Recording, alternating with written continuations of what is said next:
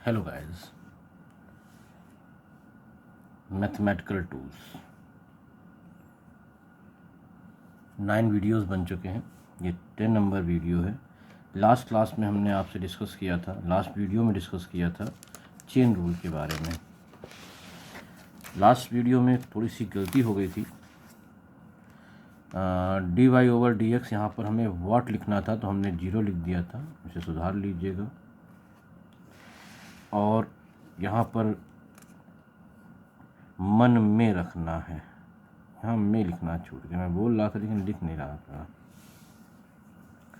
और भी गलती हो तो आप कमेंट कर सकते हैं मुझे। आज हम फिर बात करेंगे चेन रूल के ऊपर ही। मैंने कहा था कुछ एग्जाम्पल्स हम और कराएंगे, तो कुछ एग्जाम्पल हम और लेते हैं चेन रूल के ऊपर, ताकि चेन रूल आपको क्लियर हो सके।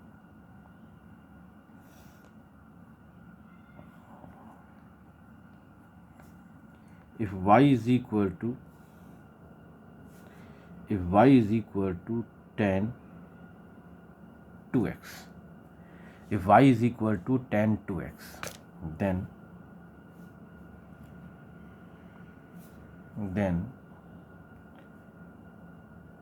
ddx of y is equal to what? tan is equal to 2x है तो ddx of y यानी dy over dx क्या होगा? सॉल्व करते हैं इसको। देखिए हमारे पास जो फॉर्मूला है, मैं यहीं पे फॉर्मूला लिख देता हूँ साथ में। जो आपको 10 फॉर्मूले बताए हैं हमने, उसी में आपको रहना है, उससे बाहर नहीं सोचना। फिजिक्स के लिए इतना ही काफ़ी है। ddx ऑफ tan x होता है sec square x, ddx of tan x होता है sec स्क्वायर x।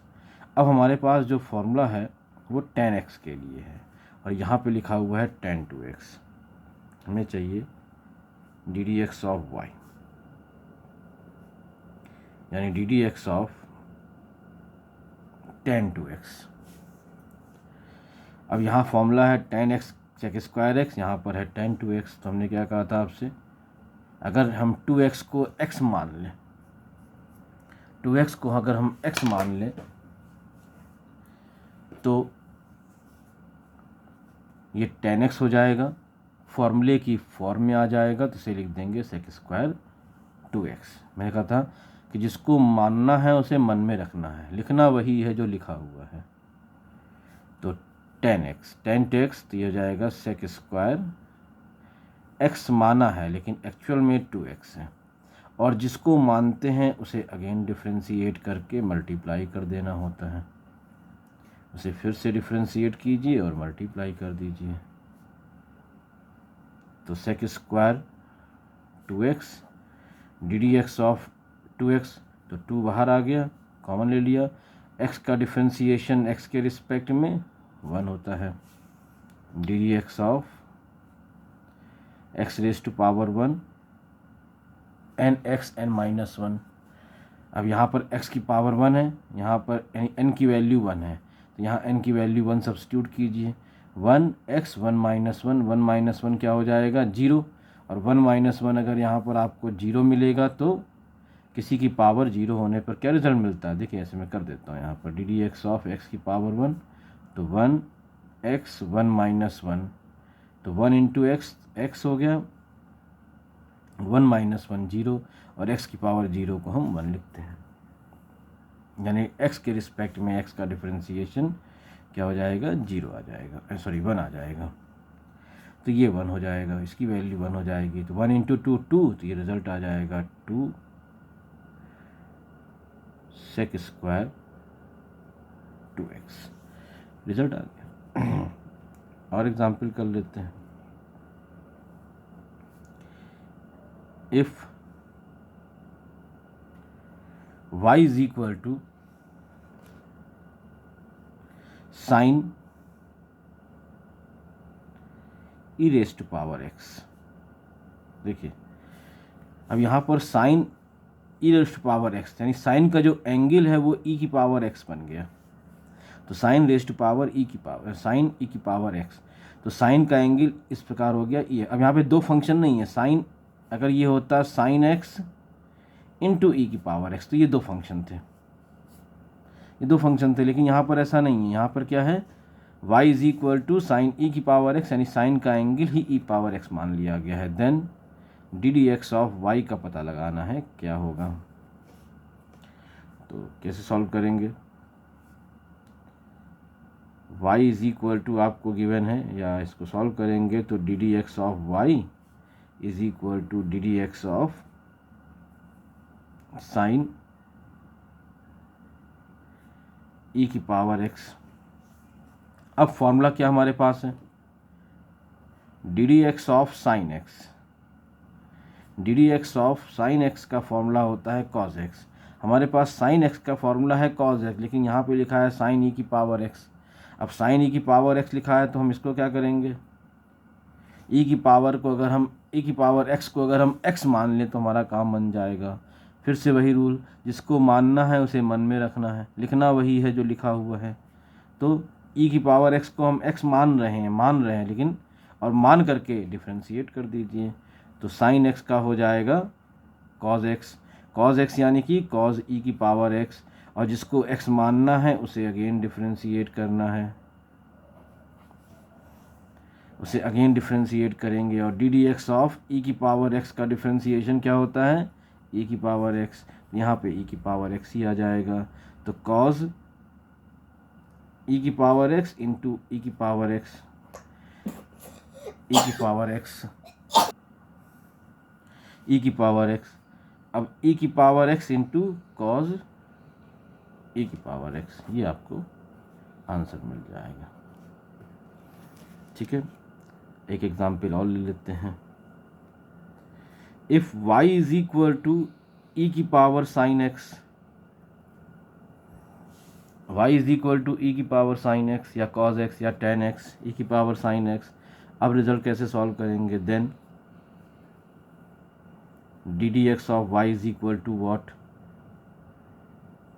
तो किस तरह से सॉल्व किया जाएगा, d d x of y means d d x of e की पावर साइन एक्स।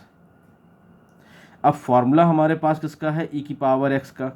ई की पावर एक्स का डिफ्रेंसिएशन क्या होता है, ई की पावर एक्स, लेकिन यहाँ क्या लिखा हुआ है, ई की पावर साइन एक्स। यानी साइन एक्स को अगर हम एक्स मान लें तो फॉर्मूले की फॉर्म आ जाएगी, साइन एक्स को एक्स मान लें तो फॉर्मूले की फॉर्म आएगी, यानी कि मान लीजिए, मानने में कोई एतराज़ नहीं है। तो यहाँ पर हम मानते हैं,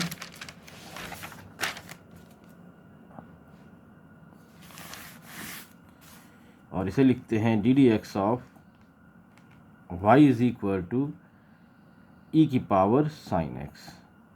लेकिन चेन रूल क्या कह रहा है, जिसको एक्स मानेंगे उसे अगेन डिफ्रेंशिएट करेंगे।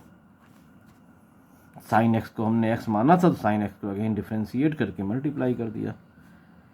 तो ई की power sine x as it is into sine x का डिफ्रेंशिएशन होता है कॉज एक्स। तो फाइनल रिजल्ट कैसे लिखा जाएगा, कॉज एक्स इंटू ई की पावर साइन एक्स। ये डिफ्रेंशिएशन आ गया। और एग्जाम्पल ले सकते हैं आप, इफ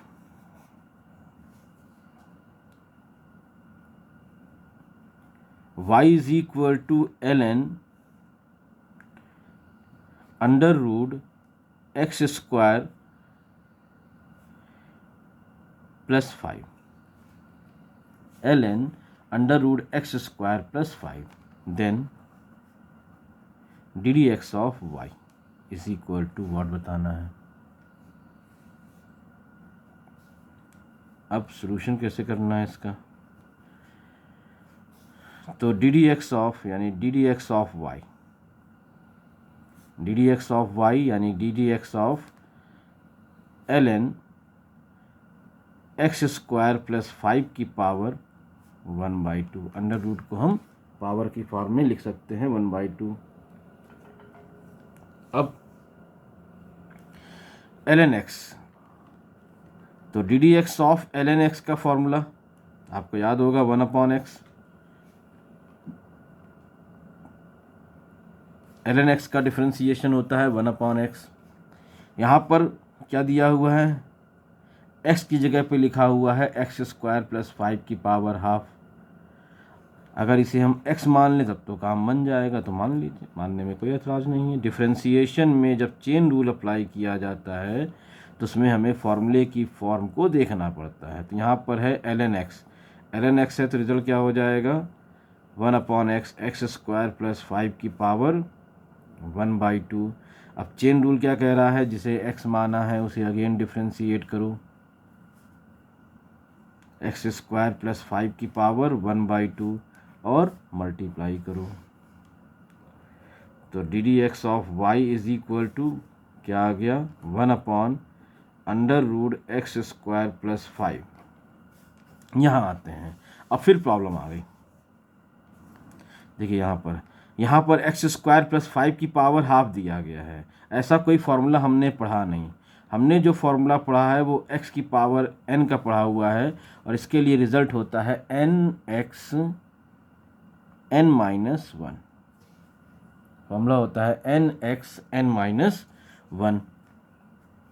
तो यहाँ पर x² + 5 की पावर हाफ है। अगर x² + 5 को हम x मान लें तो x की पावर हाफ हो जाएगा, हमारा काम बने, फॉर्मूला अप्लाई कर सकते हैं।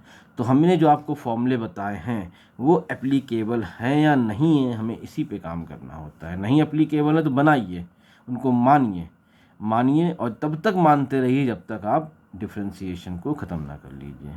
तो यहाँ पर हम एक बार फिर से x² + 5 को x मानेंगे। अगर इसे x मानेंगे तो x की पावर हाफ, और x की पावर हाफ के लिए फॉर्मूला क्या लिखेगा, हाफ x जिसको मानना है उसे मन में रखना है, लिखना वही है जो लिखा हुआ है। x² + 5 की पावर हाफ है तो x² + 5 हाफ -1 पावर आ गई n-1। अब फिर हमने क्या किया है, इस बार क्या किया हमने, फिर से हमने वही काम किया है कि हमने फिर से इसको कॉमन मान लिया है। x² + 5 को हमने x माना है। जब तक मानते रहेंगे तब तक डिफ्रेंशिएशन चलता रहेगा और आप बार बार मल्टीप्लाई करते रहेंगे। तो dy/dx क्या लिख सकते हैं इसे, ये -हाफ, तो ये हो जाएगा 1/√x² + 5। इसे लिख सकते हैं half,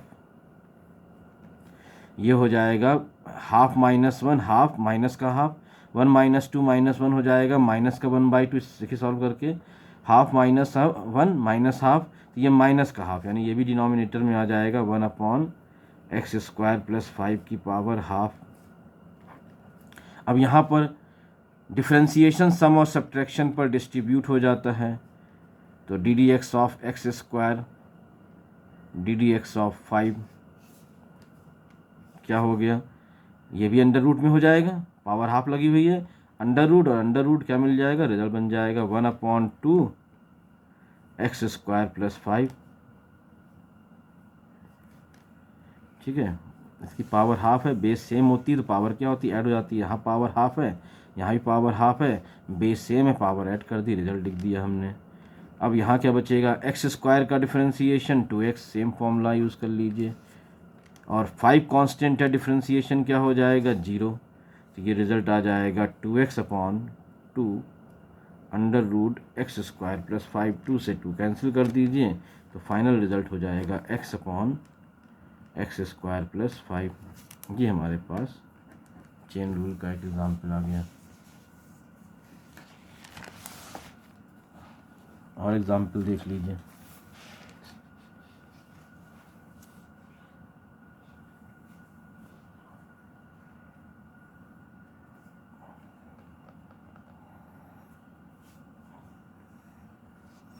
y is equal to, अब टू फंक्शंस के मल्टीप्लिकेशन देख लेते हैं। जैसे लिखा हुआ y is equal to sign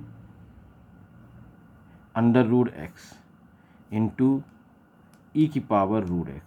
मान लीजिए ये एक क्वेश्चन आपको दिया गया है। अब कहा जाए इसमें आपको डिफ्रेंशिएट करना है, यानी ddx ऑफ y का पता लगाना है, ये आपसे कहा जा रहा है करने के लिए। अब थोड़ा कॉन्सेंट्रेट कीजिए। तो साइन का एंगल दिया गया e की पावर x और फंक्शन में e की पावर √x, यानी दो फंक्शंस का मल्टीप्लिकेशन हुआ है। ठीक है, तो ये एक को u मान लीजिए, दूसरे को v मान लीजिए। तो पहले आप u v रूल लगाएंगे, देखिए कैसे सॉल्व किया जाएगा।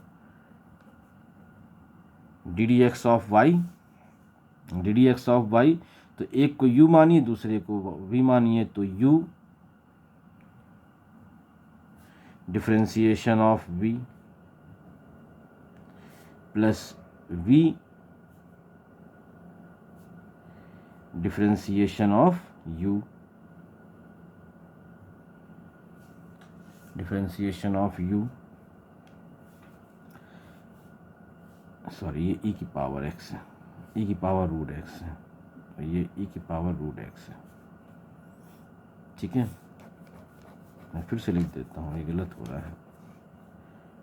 D d x of y is equal to first function into second का डिफरेंस, ये सेकेंड फंक्शन है e की पावर रूट x, मैं रूट x लिख किया था, प्लस सेकेंड फंक्शन यानी v into differentiation of u। अब देखिए ये तो एज इट इज़ लिखा जाएगा कि इसका डिफ्रेंसिएशन करना ही नहीं है, e की पावर रूट x का डिफ्रेंसिएशन करना है। तो e की पावर x होता तो e की पावर x लिख देते, लेकिन प्रॉब्लम है e की पावर रूट x है, तो रूट x को x मानो।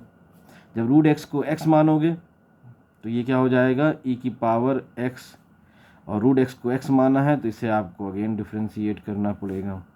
इधर आ जाइए, e की पावर रूट x का डिफ्रेंशिएशन होना ही नहीं है। साइन x होता तो cos x लिख देते, वो लिखा हुआ है cos sine root x, sine root x, तो रूट x को x मान लो, रूट x को जब x मानोगे तो क्या हो जाएगा cos x, साइन x का डिफ्रेंशिएशन cos x, जिसको मानना है उसे मन में रखना है, और रूट x को माना है, जिसको माना है उसको अगेन डिफ्रेंशिएट करके रिजल्ट रख दीजिए। अब देखिए यहाँ पर sine root x as it is into e की पावर रूट x, और यहाँ रूट x मतलब x की पावर हाफ, x की पावर हाफ का डिफ्रेंशिएशन कैसे करेंगे, तो x की पावर हाफ यानी कि x की पावर n, तो n x n minus one, तो n यहाँ पर हाफ हो गया, x एज इट इज़ रहेगा, ठीक है, हाफ माइनस वन, ये रूट x का डिफ्रेंशिएशन होगा, प्लस e की power root x into cos root x, और रूट x का डिफ्रेंशिएशन फिर वही चीज़ रूट x हाफ x की पावर 1/2 माइनस वन, यहाँ बचेगा sine under root x into e की पावर रूट x, ठीक है, अपॉन, देखिए यहाँ पर half minus one, half minus से हम क्या लिखेंगे, हाफ माइनस वन का क्या हो जाएगा, माइनस का हाफ, और माइनस का हाफ मतलब पावर अगर निगेटिव हो रही है तो हम न्यूमरेटर को डिनोमिनेटर में, डिनोमिनेटर को न्यूमरेटर में ले जाते हैं, तो 2 तो एज इट इज़ डिनोमिनेटर में है, यहाँ क्या बचेगा under root x, plus e की power root x as it is रहने दीजिए, कॉस रूट x रहने दीजिए, और फिर वही चीज़, इसका रिजल्ट हो जाएगा same 2 under root x। Common क्या दिख रहा है, e की power root x upon 2 root x, क्या बचेगा sine under root x plus cos under root x, ये डिफ्रेंशिएशन हो गया। चेन रूल थोड़ा सा समझना पड़ता है, थोड़ी अंडरस्टैंडिंग बनाएंगे तो समझ में आसानी से आ जाएगा। फिर भी अगर प्रॉब्लम हो और प्रैक्टिस करनी हो आपको और क्वेश्चन पूछना है तो आप मुझे कांटेक्ट कर सकते हैं। अब हम नए कंसेप्ट पे काम करेंगे, मैक्सिमा एंड मिनिमा के ऊपर। मैक्सिमा मिनिमा नए पेज शुरू करते हैं थोड़ा सा।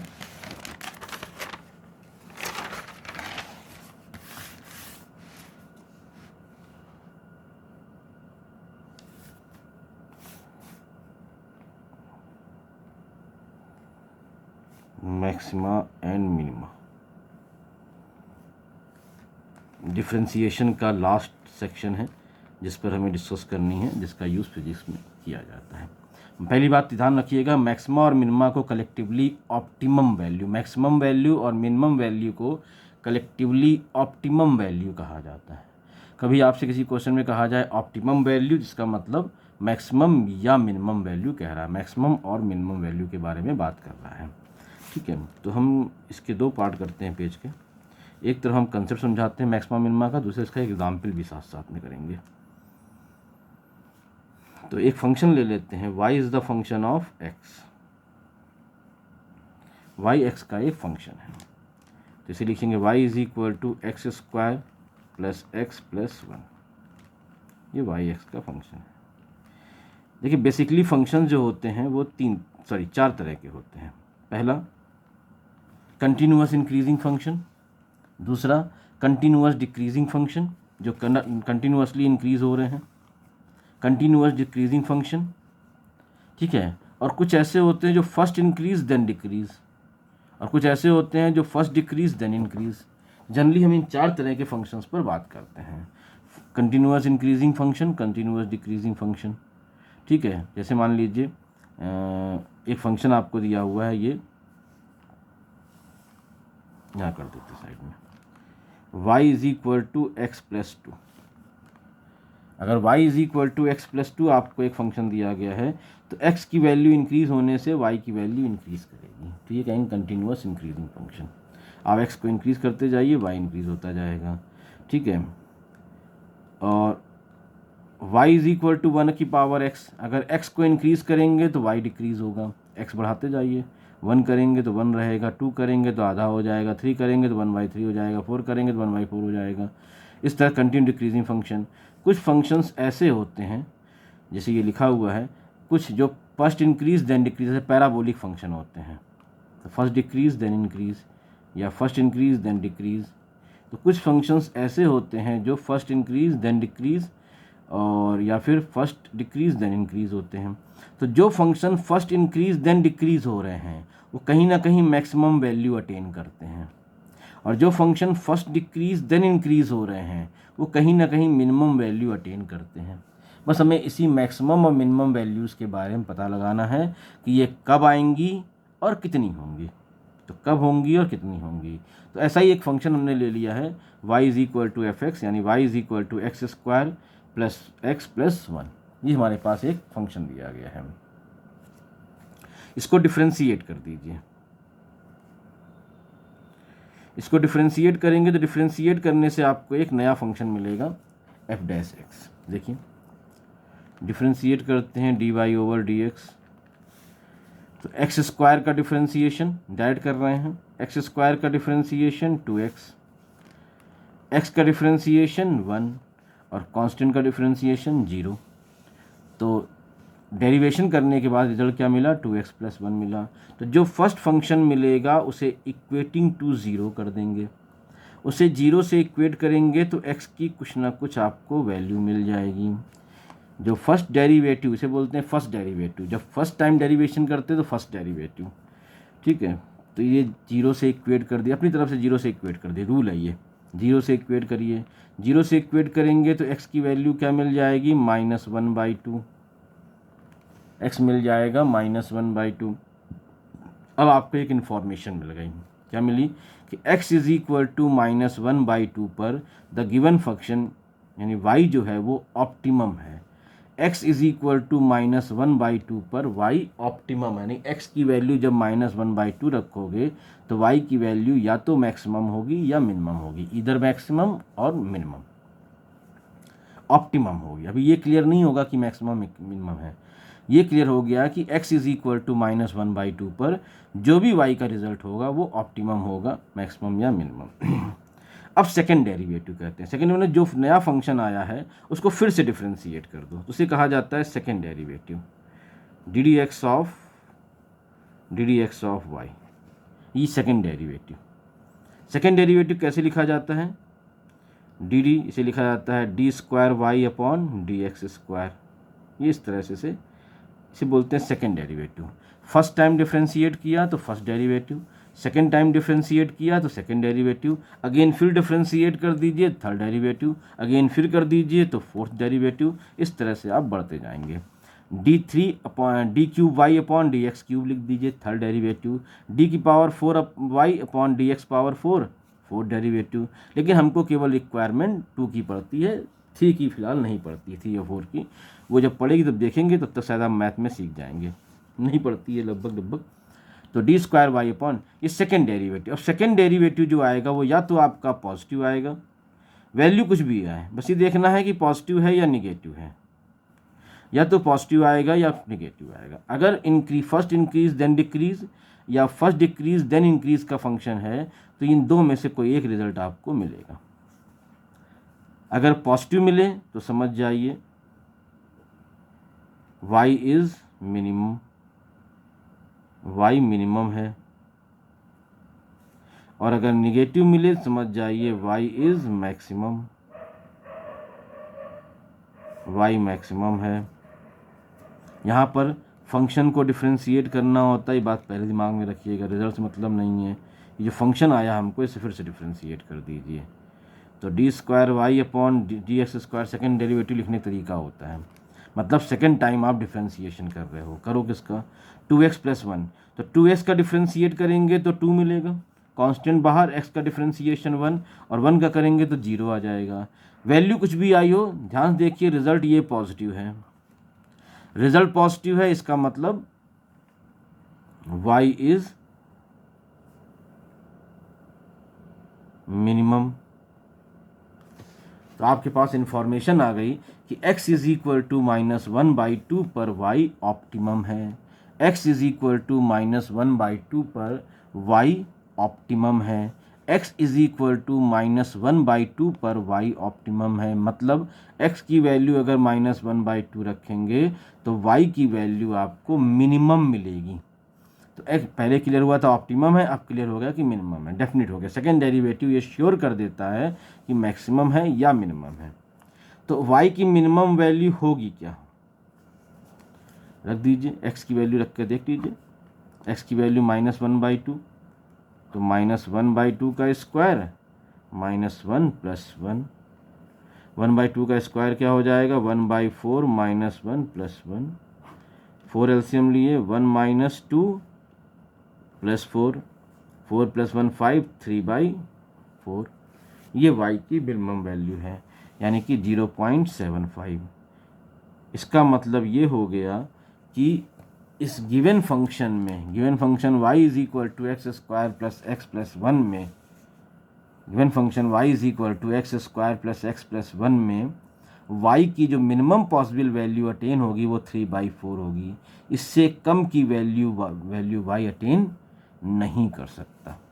आप कोई वैल्यू रख के देख लीजिए x की, इससे कम वैल्यू नहीं आएगी, 0.75 से कम वैल्यू नहीं हो सकती। ये minimum value attainable by the y for any value of x की आप कोई और वैल्यू रख कर देख लीजिए, रिजल्ट इससे ऊपर ही आएगा, इससे कम नहीं आ सकता। ये हमारा पर्पस होता है मैक्सिमम और मिनिमा को ढूंढने का। एक एग्जाम्पल और समझते हैं। मान लीजिए आपको दिया गया है y is equal to x + 2x square + 3, ये दिया हुआ है x is equal to 2x square, इसको माइनस कर लेते हैं, थोड़ा चेंज कर देते हैं, x - 2x स्क्वायर + 3, ठीक है। Find optimum value of y। Question कहा जा रहा है find optimum value of y, ठीक है। सॉल्व करते हैं।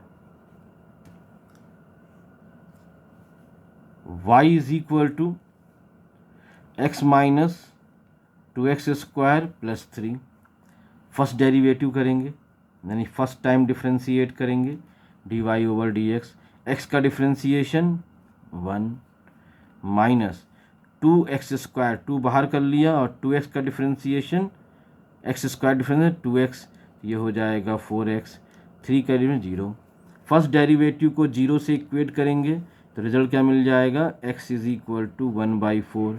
इसका मतलब हुआ कि x इज इक्वल टू 1/4 पर y ऑप्टिमम है, मैक्सिमम या मिनिमम है।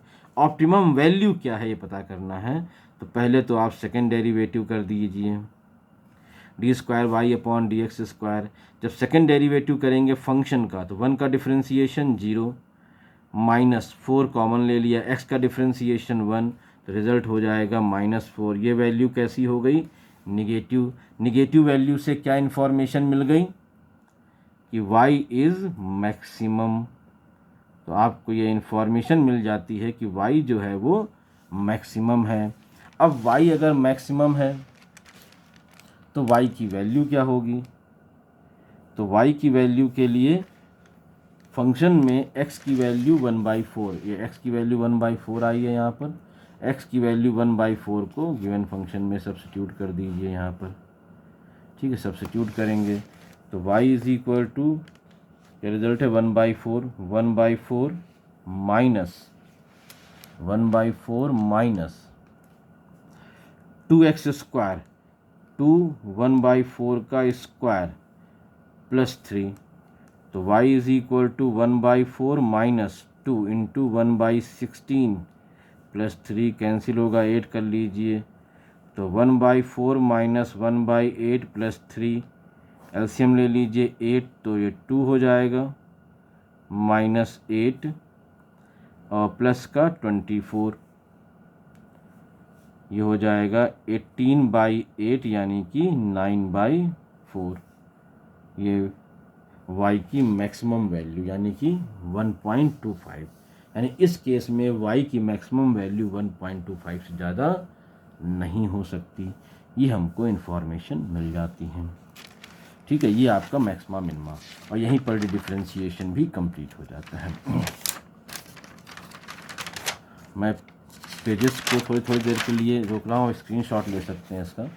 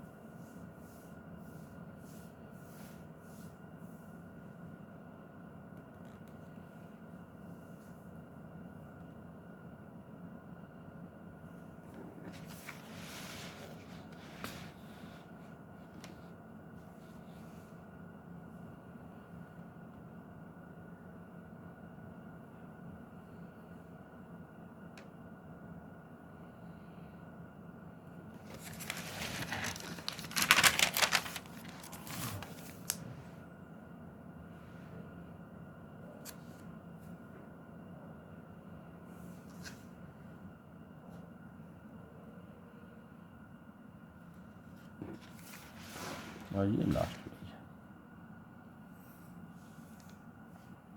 आज का वीडियो हम यहीं रोकेंगे। थैंक्स।